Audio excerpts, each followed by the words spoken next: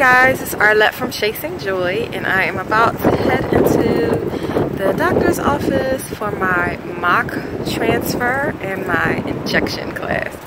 So I'm a little nervous, but be back in a little bit. You guys, I guess a few seconds for you guys to tell you how that was so overwhelming. Oh my gosh. I think this was my longest appointment at the RE ever. My appointment was at 9:15 and it is now I think 11:30 or almost 11:30.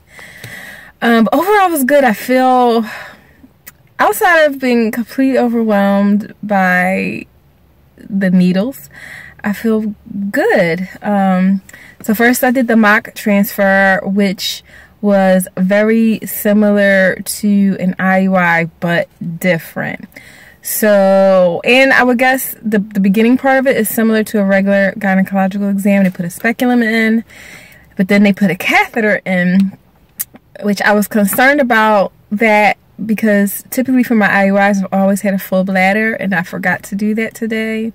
Well, actually I didn't really forget.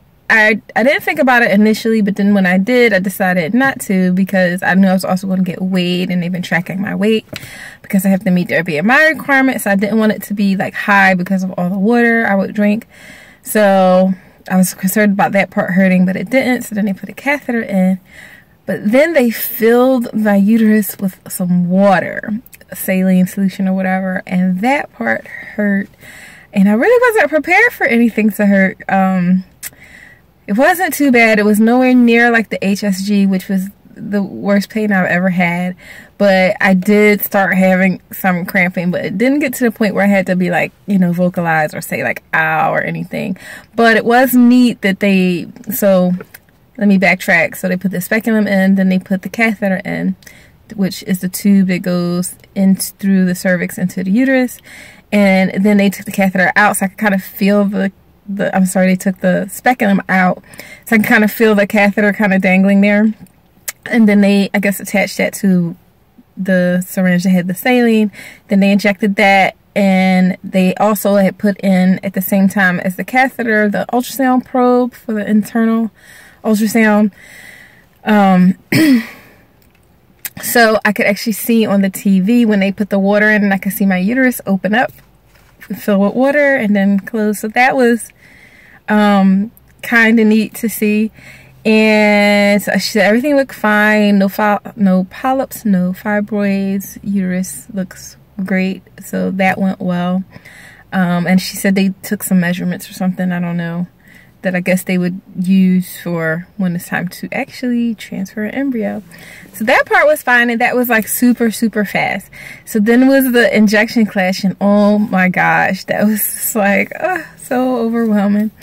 So my IVF protocol has not changed, and I have my papers so I can tell you guys what I'll be doing. It's called a Vivel antagonist Vivel protocol, and the Vivel is the estrogen patches. So basically, I'm praying I can start in November. In November, I start to track my ovulation. Once I ovulate, 10 days after that, I put on these Vivel patches. And then the day after I start the Vivel patches, I do my first injections of cetricide. And I will do that for 3 days. Then after that, I should have my cycle, and then that cycle is when I actually start with the stems. And I will be doing, my protocol dosing is 450 milligrams of the Gonal-F and then 150 of the Menopur. That's what they would start out at. And then I would do the cetrotide toward the end. So it's 2 needles in the beginning and then 3 needles toward the end of the cycle. And then obviously I take the trigger shot when they tell me. And so I really like my nurses here. So she really took her time to go everything with me, and then they had me practice. I did not have to give myself a needle today. They had like a little fake stomach that you stick the needles in. The menopore is powders, and so you have to mix it. So I don't like that part too much, but it didn't seem too hard. And the Pre-Ivf is like a pen, so that at least seemed good in terms of figuring out the dosing. Easy to just like kind of turn the dial.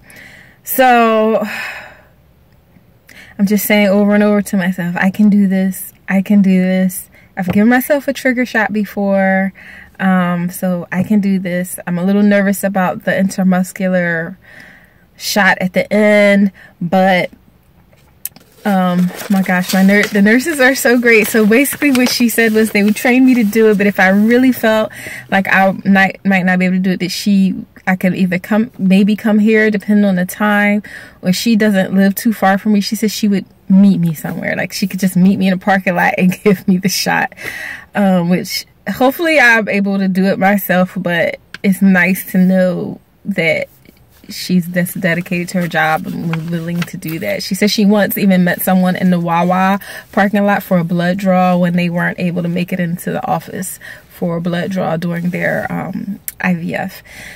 So it's so overwhelming. The good news is I'm down another pound on their scale, which is nicer than my scale, which my BMI is now 41.3. So I'm getting closer to the 40.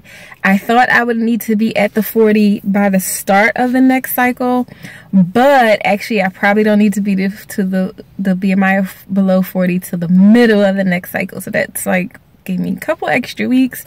So I'm feeling like I can do it. So overall feeling pretty good leaving. But the needles, man, it is overwhelming. But I've seen so many of you guys have done it. I'm just going to keep telling myself I can do it, and then I'm going to do it.